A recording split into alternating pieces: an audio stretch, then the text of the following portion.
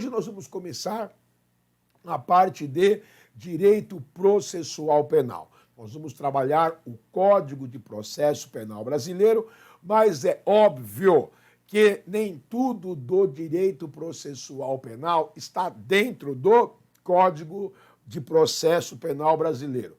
Mesmo porque existem legislações especiais que tratam do direito processual penal, tem assunto fora do Código de Processo Penal brasileiro que cuida do processo penal, além do que a Constituição Federal traz também princípios constitucionais aplicáveis ao direito processual penal, certo?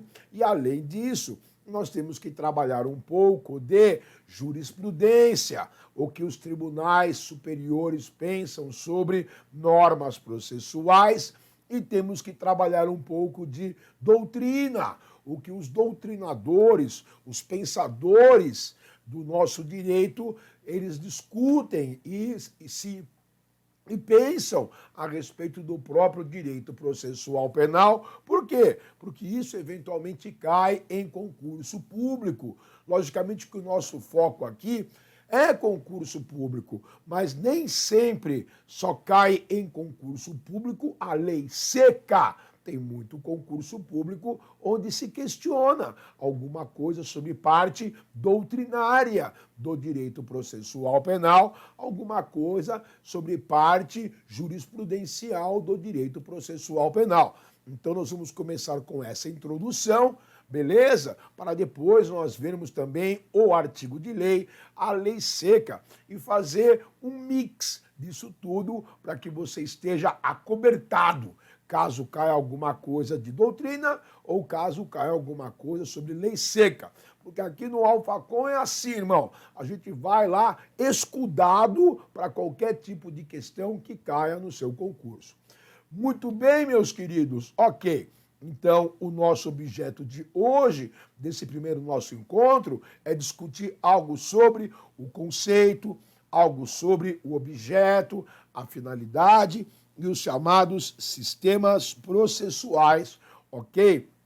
Do nosso direito processual penal. Então, é uma parte um pouco morosa, um pouco subjetiva, é muito blá, blá, blá. Mas eu queria já, de início, dizer para vocês o seguinte, cara, porque eu sei que tem vários níveis aqui de estudiosos do direito, desde gente que é bacharel em direito, desde alguns que são já advogados, até gente que não tem, digamos assim, uma maior acessibilidade ao direito, gente que é formada na área de exatas e gente que nem tem o terceiro grau.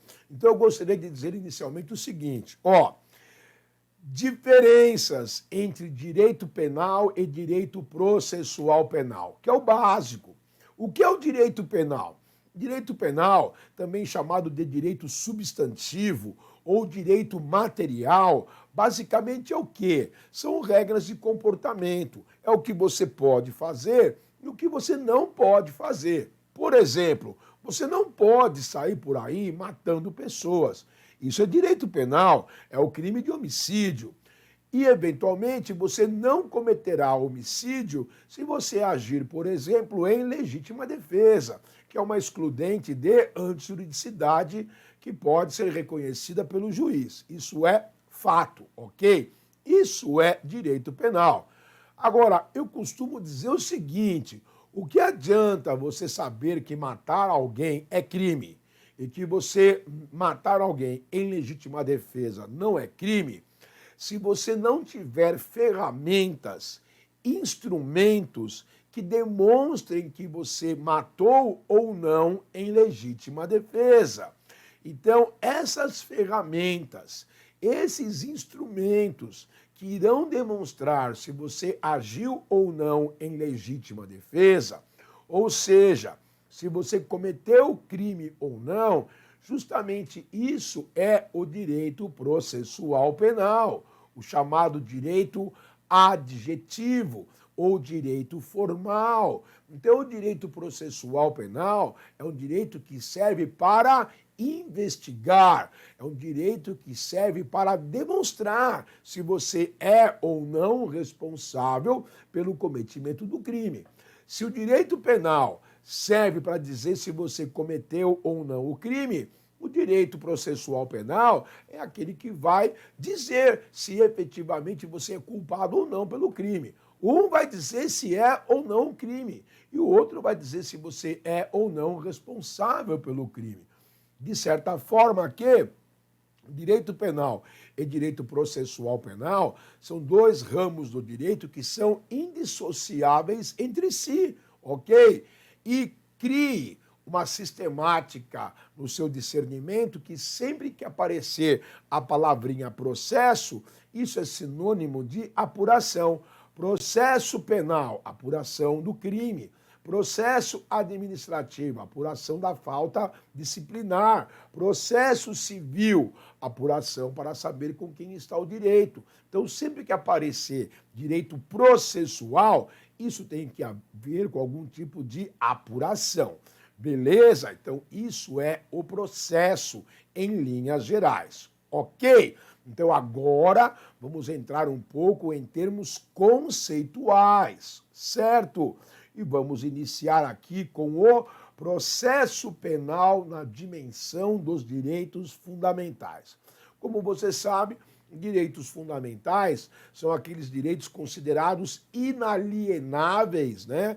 E inerentes a todo e qualquer ser humano. É um direito que você não pode, não tem como você abrir mão deles. É inadmissível. Todo mundo tem direito, no caso de um julgamento, a um processo justo, isonômico, né? O processo, enquanto investigação, é cabível a todos, sem que haja qualquer tipo de distorção, sem que haja qualquer tipo de injustiça.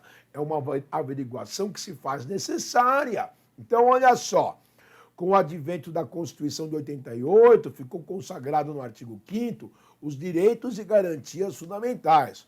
Costuma-se dizer que o direito é algo que lhe é assegurado e a garantia é a forma de você obter ou como fazer valer o seu direito, ok? Fundamentais inerentes a todo ser humano.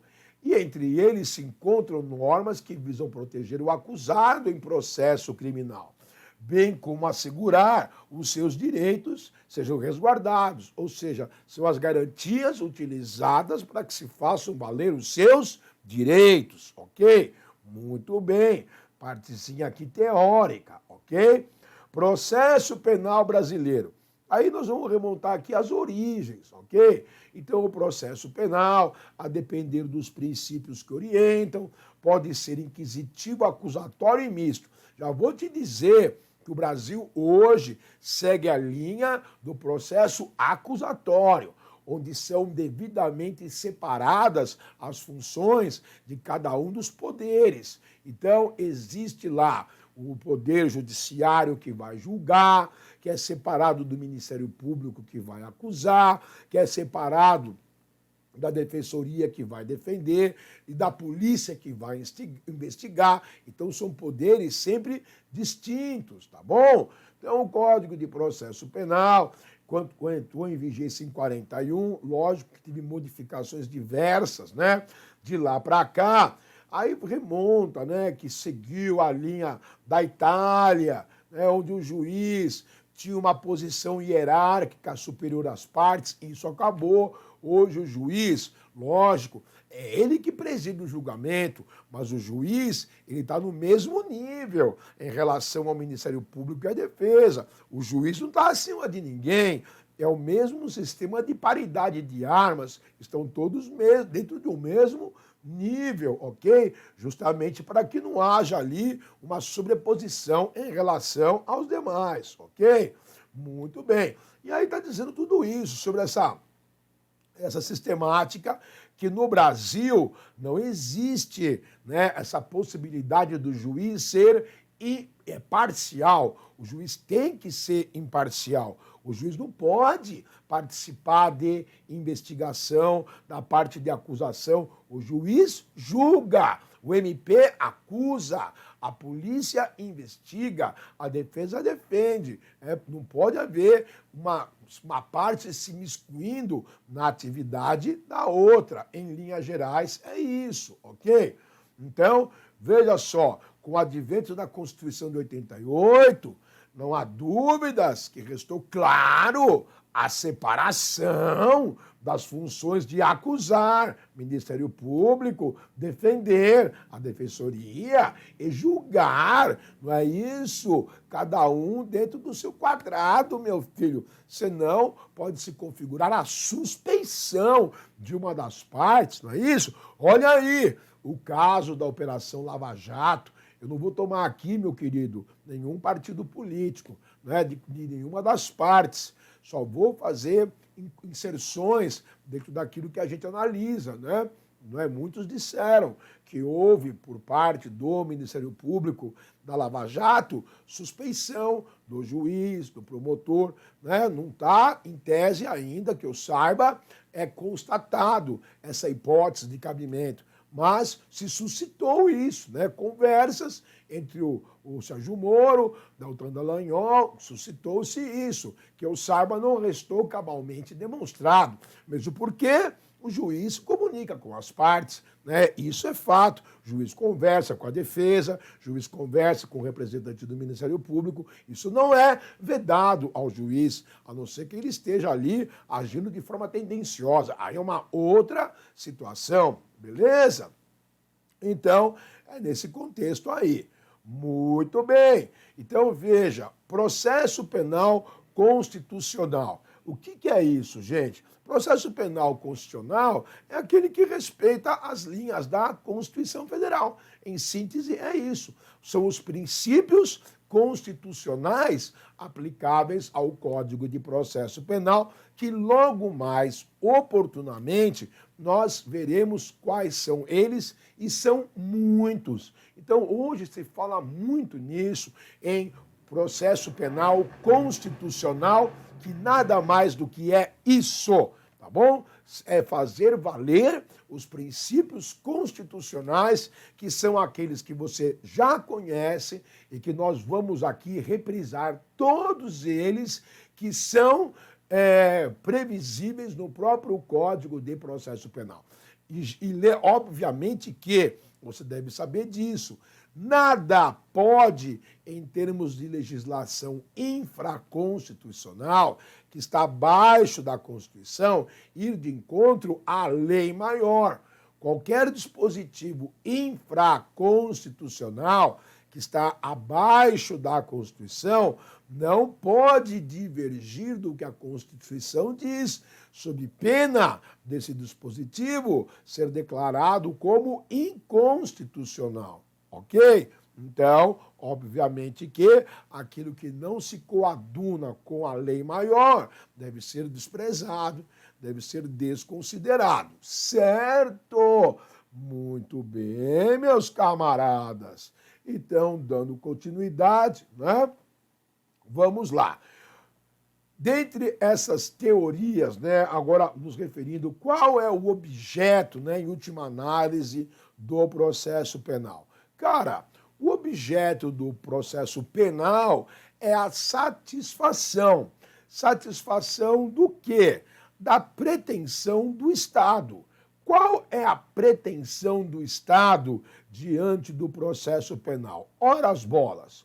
Toda vez que um crime é praticado, a sociedade é vítima desse crime. Ah, professor, mas a vítima é o seu João, que foi assassinado. Não resta dúvida. Existe a vítima propriamente dita enquanto pessoa física, mas existe o Estado sempre como vítima. Porque a partir do momento em que o Estado editou a lei e a lei foi descumprida, o Estado sempre será vítima nos crimes de ação penal pública, sempre será. Então, toda vez que o Estado é vítima, toda vez que a lei é descumprida, qual que é a satisfação do Estado? que o sujeito ativo da conduta criminosa, em última análise, seja punido, seja responsabilizado criminalmente. E que com isso, uma vez ele punido, ele seja ressocializado. Uma vez que ele punido, ele tem ali pago a sua dívida para com a sociedade. Uma vez que ele seja punido, esse crime por ele praticado e sendo ele responsabilizado, sirva como uma forma de exemplificação perante a sociedade. Então existe uma pretensão punitiva do Estado em relação ao agente que irá ser responsabilizado, ok? Então tem várias teorias que dizem respeito sobre isso, as chamadas teoria sociológica, teoria jurídica ou subjetiva, e a teoria mais aceita é a teoria da satisfação jurídica das pretensões. Gente, isso aqui é mais em termos de conceitos conceitos doutrinários em provas que se perdem mais com esse tipo de cobranças, beleza? Particularmente, que tipo de prova exige mais isso do candidato? Provas que têm mais um perfil jurídico, por assim dizer, ok? Não são tanto quanto provas de carreiras policiais, certo? Exceto se essa prova de carreira policial, ela eventualmente exige do candidato um bacharelado, por assim dizer. Normalmente, prova de concurso de carreira policial exige mais a lei seca da lei. Mas eu já vi provas de curso de formação de oficiais, por exemplo, derivar um pouco para esse tipo de questionamento de caráter um tanto quanto sociológico. Então tem que ficar atento, né? Verificar provas, o conteúdo, o currículo programático dessa prova exigível, verificar provas anteriores e ver se o perfil dessas provas tem esse caráter aqui, um tanto quanto filosófico. Aí você capricha nesse tipo de assunto que nós colocamos aqui à disposição para vocês. Beleza? E aí estão essas chamadas teorias, sendo que a mais adotada é essa teoria da satisfação jurídica das pretensões. Beleza? E obviamente, né, cara, que a finalidade do direito penal, a proteção de bens jurídicos, penais derivados da Constituição, como a vida, liberdade, patrimônio, meio ambiente, calamidade pública, e para a satisfação desse bem jurídico, meu irmão, tá já explicado. Só o processo penal tem como fazer você ter a sua satisfação convalidada. Porque é aquela velha história. O que adianta saber que fulano matou ciclana se eu não tiver mecanismos que demonstrem ser fulano o responsável pelo cometimento do crime de ciclana?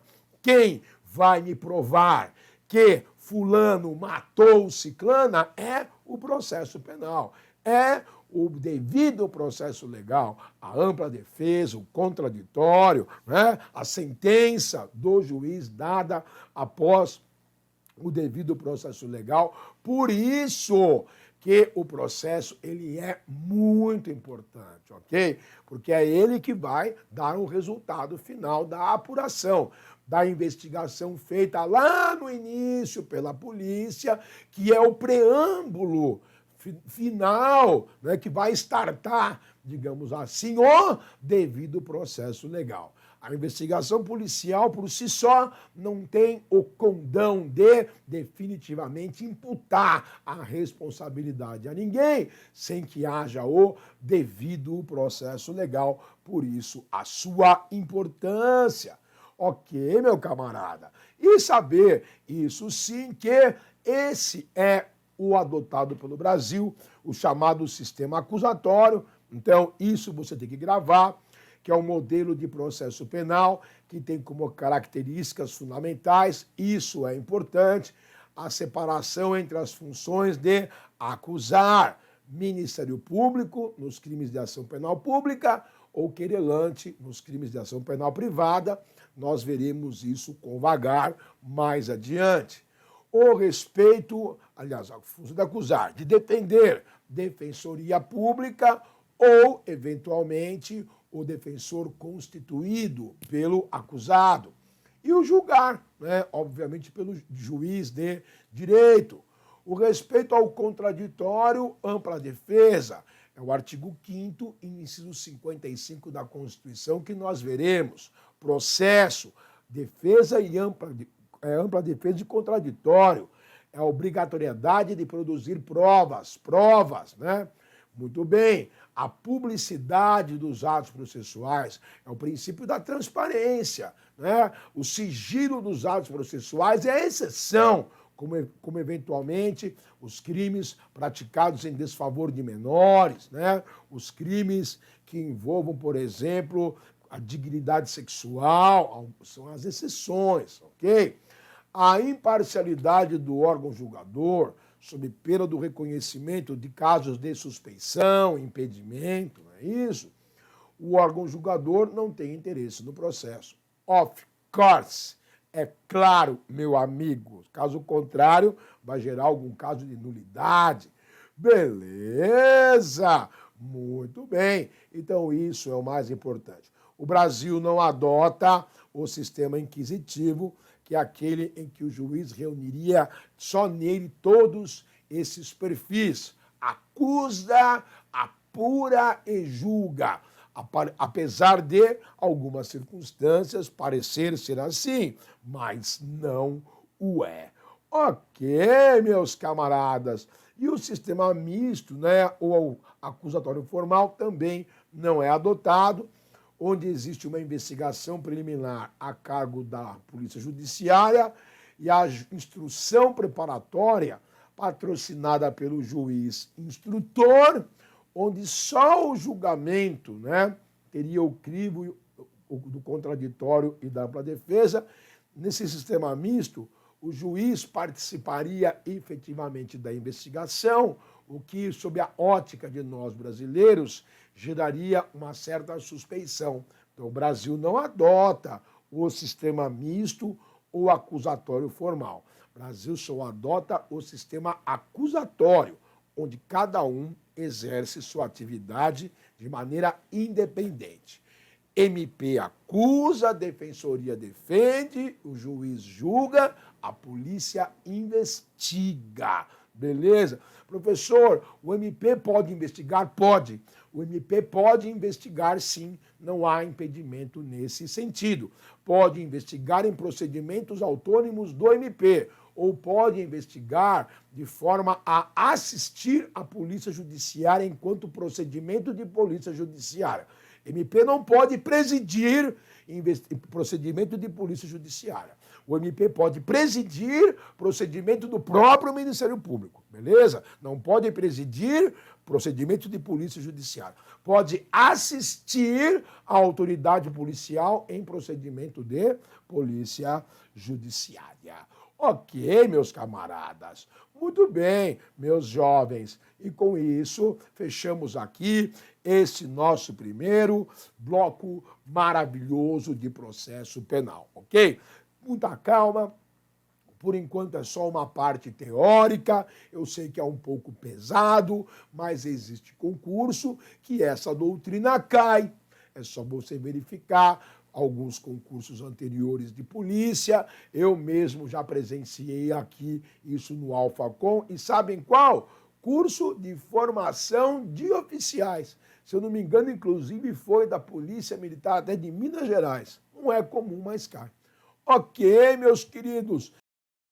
Hello, my friends. Concurseiros brutos não tão violentos. Professor Norberto com vocês, analisando o processo penal nestas matrizes maravilhosas e desta feita analisando este ordenamento jurídico de natureza formal, de natureza adjetiva, porque o processo penal é isso, é lei adjetiva, diferente do direito penal, que é uma lei substantiva. Estamos analisando à luz do quê? Da nossa Constituição Federal. Sim, é disso que eu estou falando.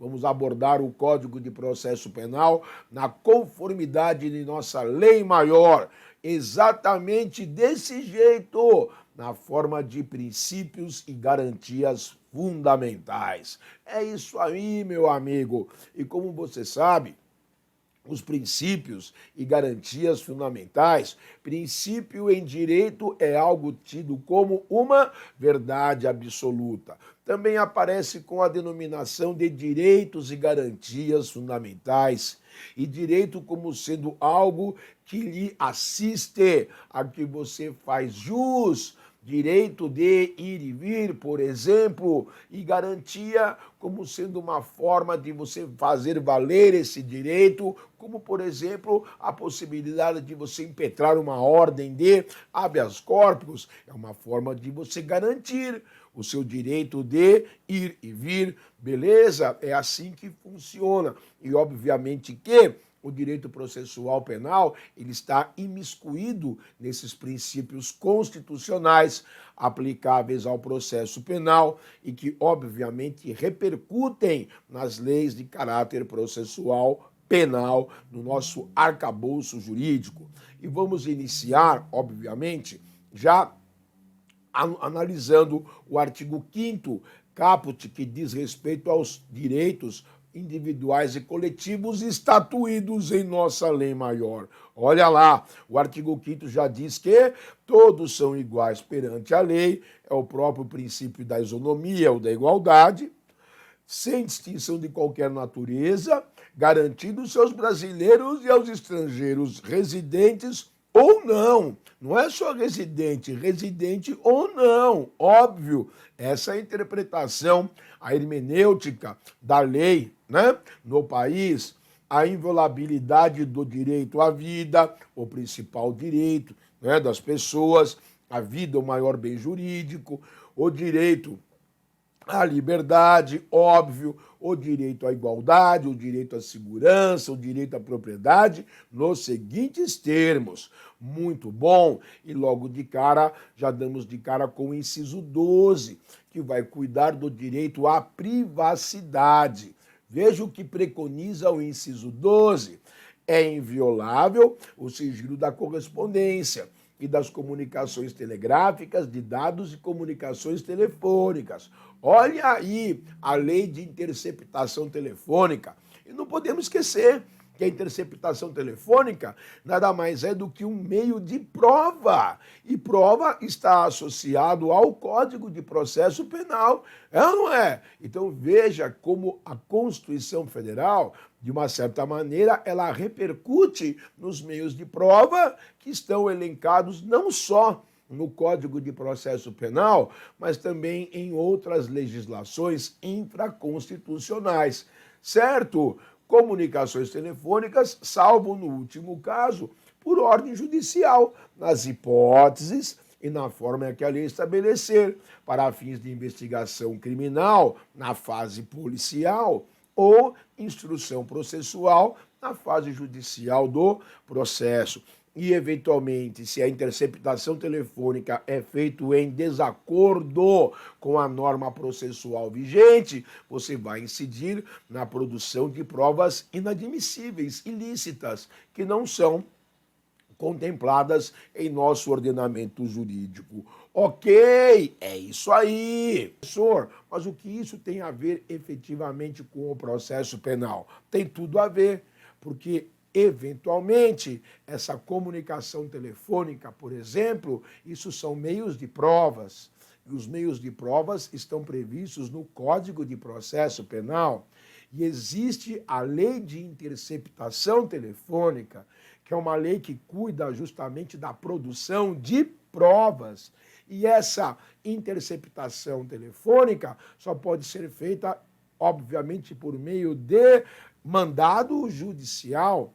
E uma vez que ela não se faz por meio de mandado judicial, ocorre uma ilegalidade e você incide em provas ilícitas. E a prova sendo ilícita, há um desdobramento aí justamente nesse princípio constitucional da legalidade da prova.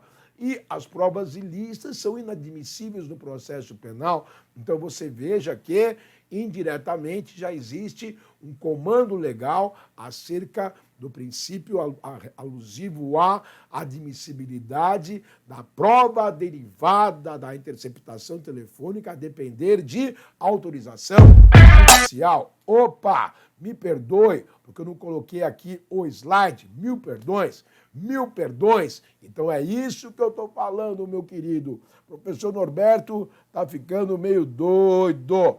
Beleza, meu querido? Tá aí no artigo 5º, no inciso 12, beleza?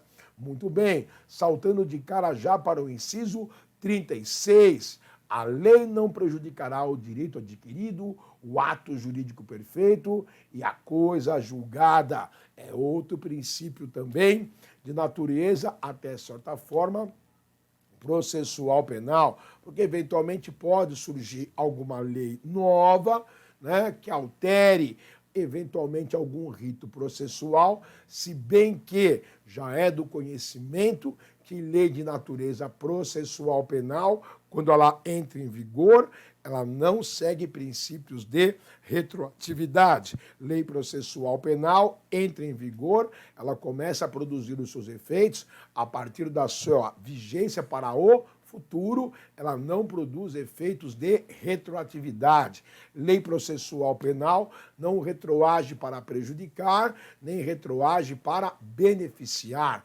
Ok, meus camaradas, e a lei nova não pode eventualmente modificar de forma alguma aquilo que já foi delimitado, ok? Quando a gente fala em direito adquirido, por exemplo,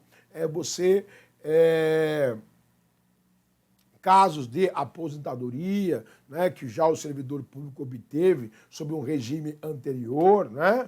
O ato jurídico perfeito também é o caso, por exemplo, né, eu tenho uma situação muito semelhante, negócios alusivos à venda de terrenos. Então, há tempos atrás, o comércio de módulos rurais se fazia por meio de 1 hectare. Agora o módulo rural passou para 2 hectares a metragem mínima. Então, quem vendeu à época por 1 hectare mudou a metragem do módulo rural agora, não pode, em razão disso, retroagir para prejudicar um ato jurídico que à época foi perfeito. É nesse sentido, entendeu? Ou coisa julgada que já está resolvida. É isso, cara! Muito bem.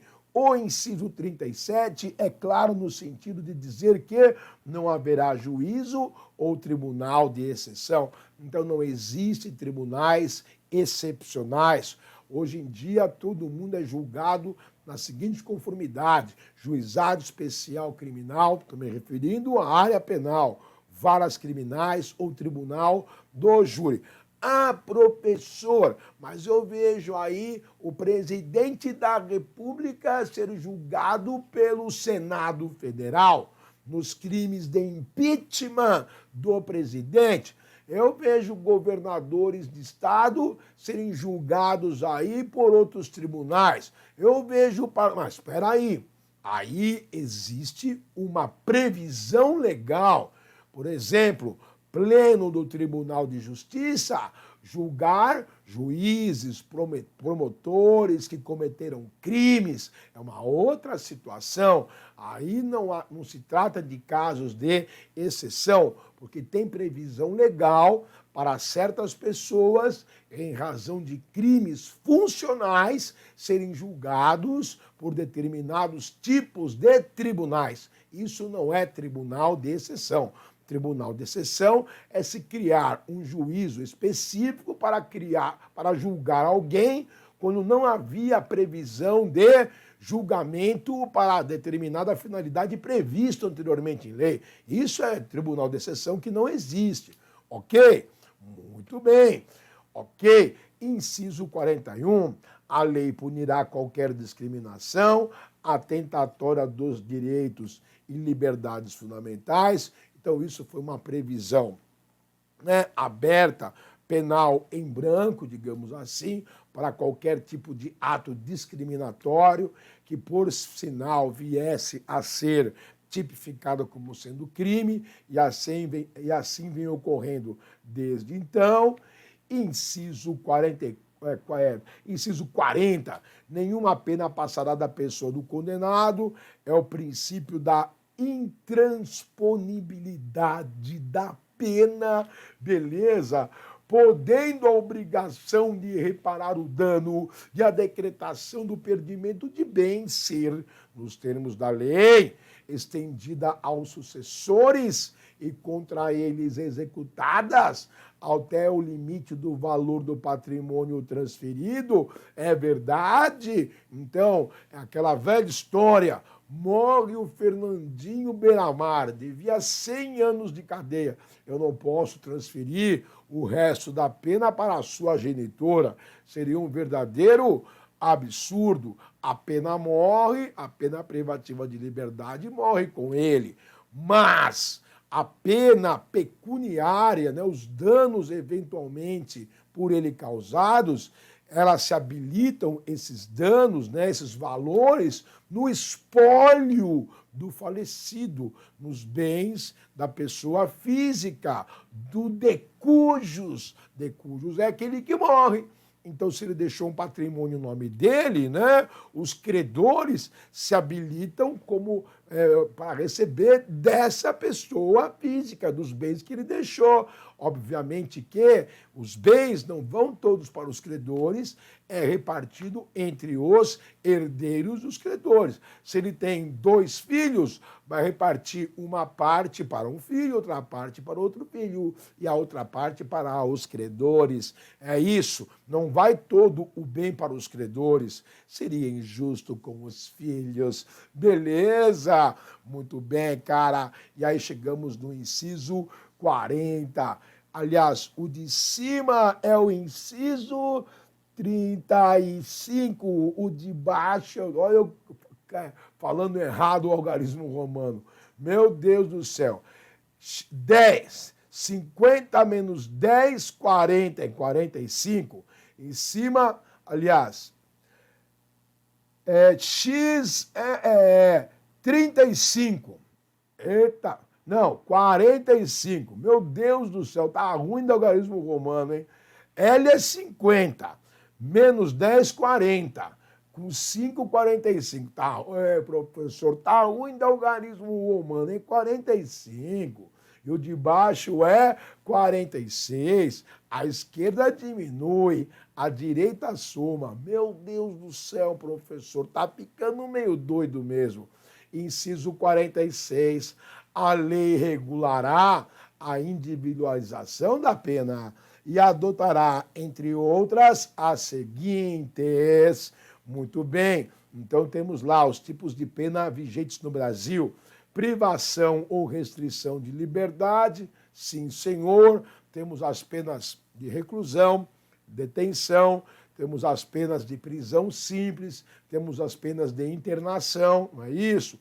A pena de perdição de bens, temos a pena de multa, prestação social alternativa, que são os serviços comunitários, suspensão ou interdição de direitos. Maravilhoso, né? Ok. Inciso 47, perdão, não haverá penas de morte, salvo em caso de guerras declaradas, se estão previstas no Código Penal Militar, e a pena de morte é praticada por meio de fuzilamento. Ok, meu querido, de caráter perpétuo, essa não tem. Por isso que quando a pessoa perde a primariedade, depois que ela cumpriu a pena, decorreu 5 anos do cumprimento da pena, que é o chamado período de purgação, ela pode obter novamente o status de réu primário. Beleza? Não existem penas de trabalhos forçados, nem penas de banimento, nem penas cruéis. Muito bem, inciso 48, nem precisava dizer que a pena será cumprida em estabelecimentos distintos de acordo com a natureza do delito. Então, nós temos penitenciárias, nós temos colônias penais agrícola, penitenciárias para a reclusão, colônia penal agrícola e industrial para a detenção, de acordo com a idade e o sexo. Muito bem. Inciso 49, é assegurado aos presos o respeito à integridade física e moral. Tá certo! É o princípio do respeito à dignidade da pessoa humana. Tá certíssimo! Muito bem! Inciso 50. As presidiárias serão asseguradas condições para que possam permanecer com seus filhos durante o período de amamentação. Tá certo também? Nananenê, que a cuca vem pegar. Tá certo? E um dos períodos mais difíceis para as presidiárias é esse momento de separação. Eu já presenciei numa visita a penitenciárias femininas aqui de São Paulo. É muito triste. 51, nenhum brasileiro será extraditado, salvo naturalizado. Caso de crime comum praticado antes da naturalização ou de comprovado envolvimento em tráfico ilícito de droga ou entorpecente na forma da lei. Gente, tudo isso, no frigir dos ovos, vai demandar o quê, cara? Processos, né? A pessoa tem que ser processada. Não são atos de ofício que ocorrem. Tem que haver o devido processo legal, que já já vou explicar para você aqui no que é o devido processo legal, que é muito importante. Inciso 42. Não será concedida extradição de estrangeiro por crime político ou de opinião. Então você lembre que há tempos atrás ficou aqui no Brasil um certo criminoso chamado Cesare Battisti, e aqui ficou asilado sob o crivo de que era um crime político. Ah, isso aqui é política, isso aqui é política.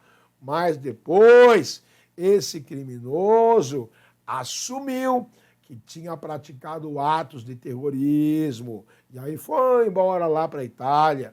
Lembra Cesare Battisti? Pois é, confessou que tinha praticado atos de terrorismo, salvo engano.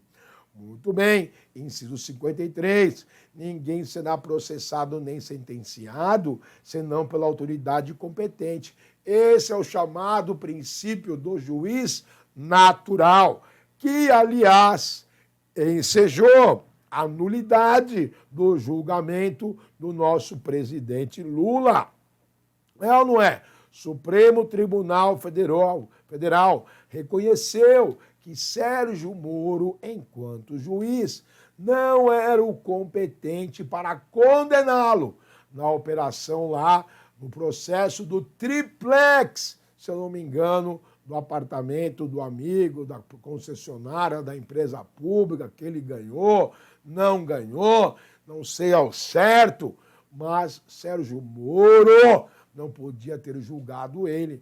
Então foi um do desrespeito ao princípio do devido processo legal. Também do Petrolão, do atual presidente Lula.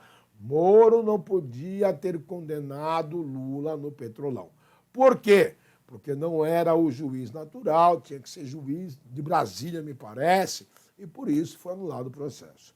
Beleza? Inciso 54. Ninguém será privado da liberdade ou de seus bens sem o devido processo legal. Gente, olha só.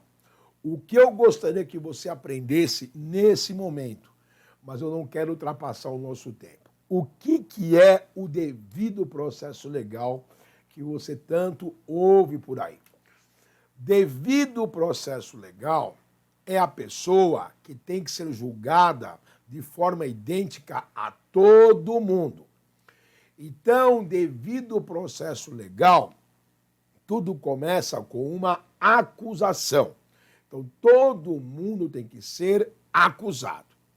Depois que a pessoa é acusada, seja uma denúncia, seja uma queixa-crime, essa pessoa, depois que é acusada, tem que ir para o juiz natural. Uma vez que o juiz natural recebeu a acusação, o réu tem que ser citado, chamado ao processo. Uma vez que o réu é chamado ao processo, citado, ele tem direito de apresentar uma defesa prévia, ok? Todo mundo tem que apresentar uma defesa preliminar. A defesa preliminar sendo apresentada, o que acontece? O juiz pode reconhecer a inocência do réu por meio de excludentes de antijuridicidade, ok? A excludente de antijuridicidade sendo apresentada, o juiz pode decretar a absolvição sumária. Todo mundo tem direito a isso, uma absolvição sumária, com base em excludente de antijuridicidade, legítima defesa, estrito cumprimento do dever legal, exercício regular de direito, estado de necessidade, tem direito, beleza? Agora, se o juiz não reconhecer excludente de antijuridicidade, pode reconhecer uma excludente de culpabilidade, coação moral irresistível ou obediência à ordem hierárquica aparentemente legal. Pode reconhecer. Então, direito é a chamada devido processo legal. Recebeu a defesa prévia, o juiz pode fazer isso.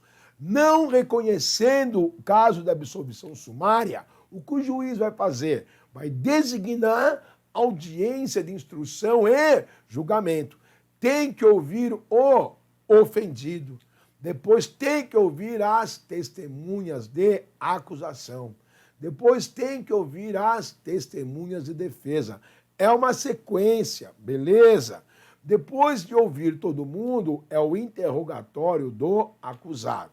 Depois disso tudo, ele vai ouvir Ministério Público e Defesa, se eles têm algo mais a questionar, a pedir em termos de prova. Ok? Nada mais a questionar, a suscitar. Vamos para as alegações finais. Diz o Ministério Público para o que o réu é culpado, diz a defesa para o que o réu é inocente e alegações finais. Depois disso, o juiz dá a sentença. Então, meu querido, isso é o devido processo legal. Todo mundo tem que ser julgado dessa forma. Não ser julgado dessa maneira, isso gera nulidade do processo, por inobservância do devido processo legal. Teve um processo do nosso presidente atual, onde houve inobservância do devido processo legal. Porque não era o juiz natural. O outro, porque além de não ser o juiz natural, houve um problema na tomada de depoimento das testemunhas, houve uma inversão na sequência e gerou nulidade. Então é isso, a importância. Você tanto ouve, ninguém será privado dos seus bens ou da sua liberdade sem o devido processo legal. E às vezes não sabe o que é o devido processo legal. É isso. Todo mundo que é julgado, dentro de uma situação de normalidade, é acusação, juiz, citação, defesa prévia, juiz, caso de absolvição ou não. Não sendo absolvição, audiência de instrução e julgamento. Depoimentos. Então vamos ter lá declaração do ofendido, inquirição de testemunha, interrogatório do acusado, alegações finais, sentença. Termina aí o julgamento de primeiro grau ou primeira instância. Beleza! Muito bem. Inciso 54, ou melhor, inciso 55. Os litigantes em processo judicial ou administrativo, acusados em geral, são assegurados contraditório e ampla defesa, todos os meios de prova lídimos e admissíveis em direito. É isso aí. 56. São inadmissíveis no processo as provas obtidas por meios ilícitos. Não há possibilidade de admissão. Beleza? 57. Ninguém será considerado culpado até o trânsito final da sentença condenatória. Uns chamam de trânsito em julgado, outros chamam de sentença irrecorrível. Quando que transita em julgado? Quando o acusado parar de recorrer, ok? 58. Civilmente identificado, não será submetido à identificação criminal, salvo em hipóteses previstas em lei. Quais são essas hipóteses? Indícios de falsificação no documento que você apresenta. Por exemplo, aí tem que ser submetido a uma identificação criminal. 59. Será admitida a ação penal privada nos crimes de ação pública, se esta não for intentada. Prazos para o promotor oferecer a denúncia. 5 dias acusado preso, 15 dias acusado solto. Se não foi oferecida denúncia por inércia do Ministério Público, a partir do 6º dia, réu preso, 16º dia, réu solto, o ofendido pode entrar com uma queixa-crime. É o que se chama também de ação adesiva. Beleza? Inciso 60. A lei só pode restringir a publicidade dos atos processuais quando a defesa da intimidade ou interesse social o exigirem. Eventualmente, nós temos os crimes contra a dignidade sexual, que tramitam em segredo de justiça, alguns crimes relativos a tráfico de drogas também. Inciso 61. Ninguém será preso, senão em flagrante delito ou por mandado judicial, ou em casos de transgressão militar, ou crime propriamente militar, vide Código de Processo Penal Militar, meu chapa. Inciso 62. A prisão de qualquer pessoa ao local onde se encontrem serão comunicados imediatamente ao juízo e à família, sob pena de abuso de autoridade. 63. O preso tem que ser informado dos seus direitos, inclusive permanecer calado, em silêncio. Isso não é abuso de autoridade. 64. Preso tem direito à identificação dos responsáveis pela sua prisão. Isso não é abuso também, cara. Nós vamos falar disso depois. 65. Prisão ilegal tem que ser imediatamente relaxada. Isso não é abuso da autoridade. Vamos falar disso depois também. 66. Ninguém será levado à prisão nela mantido quando a lei admitir a liberdade provisória com ou sem fiança, senão é abuso também. Vamos falar disso oportunamente. Não haverá prisão civil por dívida, salvo pelo inadimplemento voluntário de obrigação alimentícia. Só pensão alimentícia. Depositário infiel caiu, beleza? Agora é só pensão alimentícia, meu camarada. Muito bem. E conceder-se-á habeas corpus sempre alguém estiver na iminência ou já preso ilegalmente. Na iminência, habeas corpus preventivo, já está preso ilegalmente, habeas corpus repressivo. Certo, my brother? Muito bom. Gente, então aqui nós vamos depois detalhar, certo, essa presunção de inocência, né? A pessoa no Brasil só é considerado culpado depois da sentença transitada em julgado. Já expliquei para vocês o que isso significa. O princípio do contraditório e da ampla defesa também já expliquei aquilo que é o direito de produzir provas consideradas lídimas. Juiz só devem deferir o quê?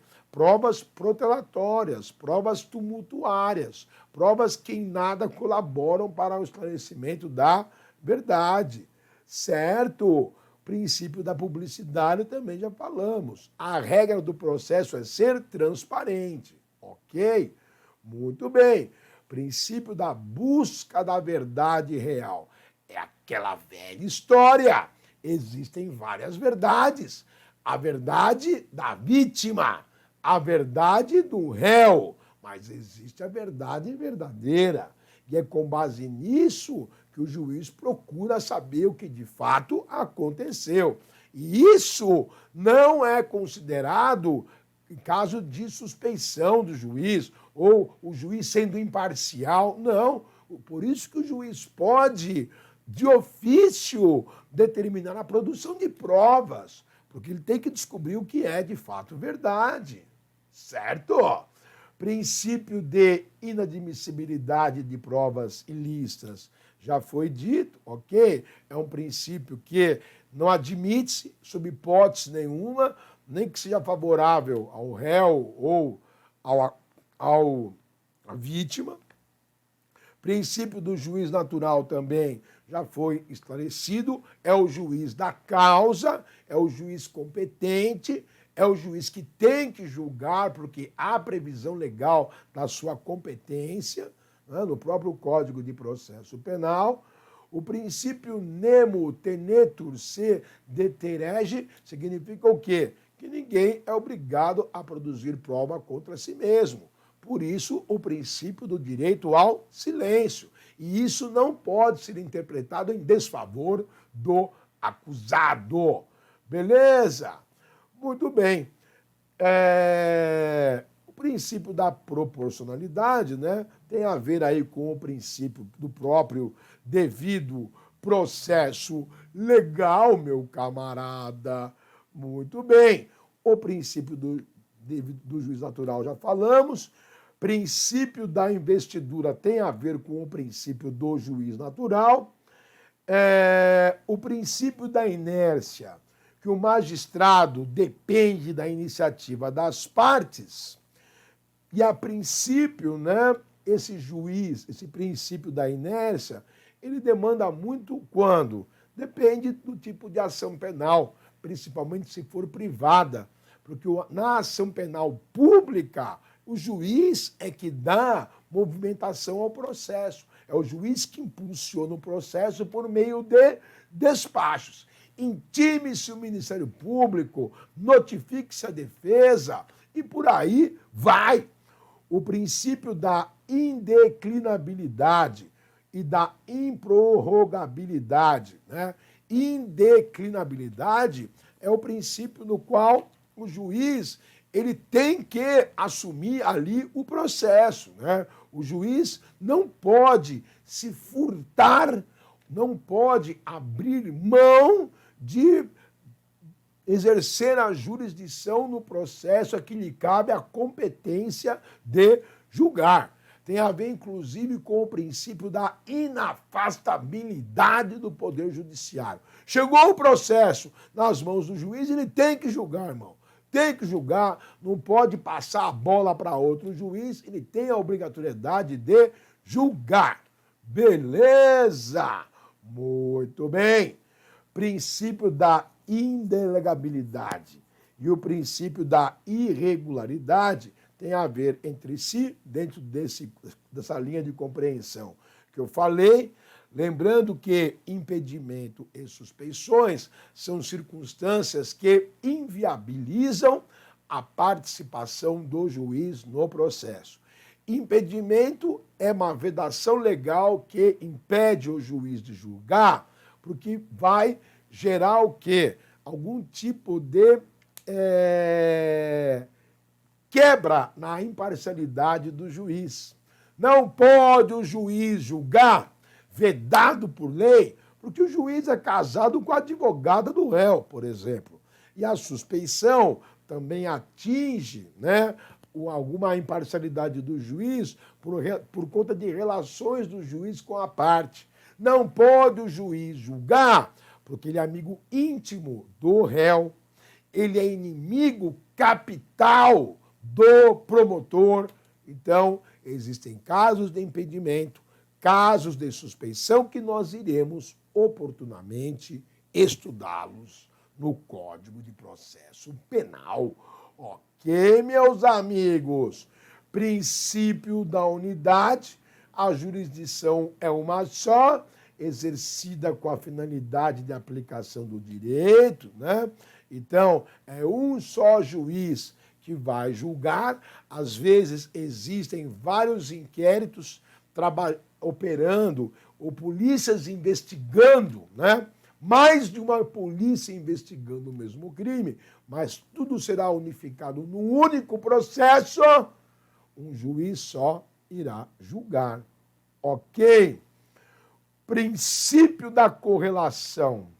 O juiz, ao proferir sentença, deverá observar a exata correspondência entre sua decisão e o pedido incorporado à denúncia e à queixa.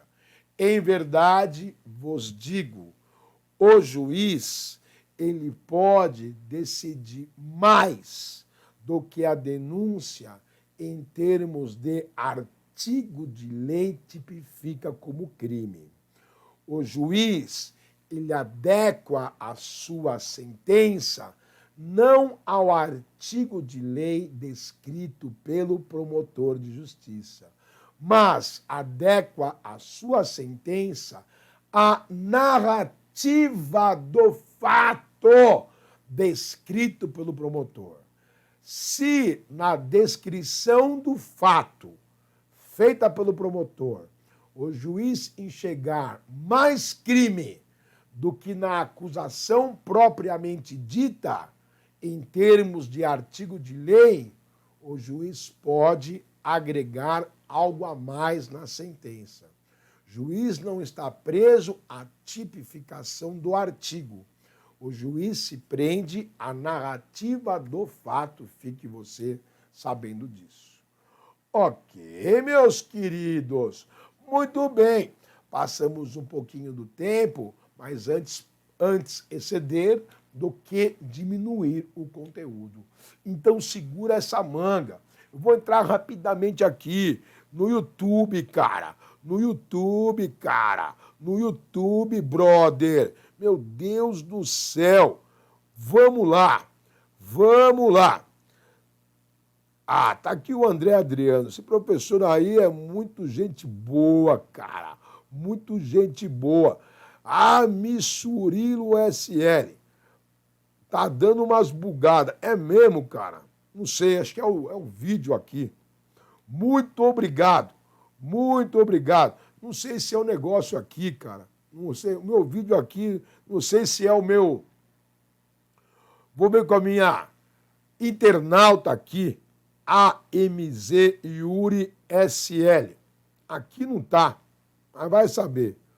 Obrigado, irmão. Grande abraço. Já eu volto com vocês aí. Tamo junto, cara. Orse honra. Pau no gato. Trau.